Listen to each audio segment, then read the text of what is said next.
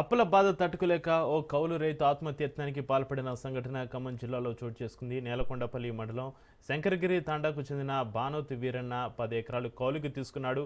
15 లక్షలు అప్పు తెచ్చి పత్తి, మిర్చి, వరి పంటలో సాగు చేశాడు. అధిక వర్షాల కారణంగా సరైన దిగుబడి రాక తీవ్ర నష్టాలు వచ్చాయి.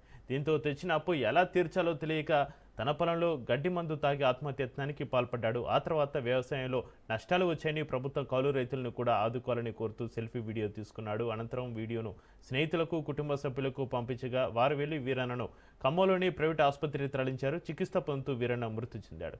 దీనిపై కేసు నమోదు చేసుకున్న పోలీసులు దర్యాప్తు చేస్తున్నారు.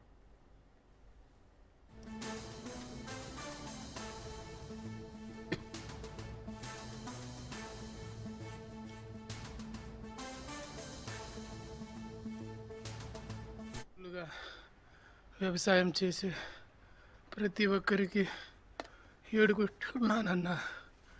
ఈ వ్యవసాయంలో ఎన్నో నష్టాలు, ఎన్నో ధరలకి రేట్ లేక ఎన్నో ఇబ్బందులు. ఈ నష్టాన్ని ఎవరు బూడ్చలేరన్న.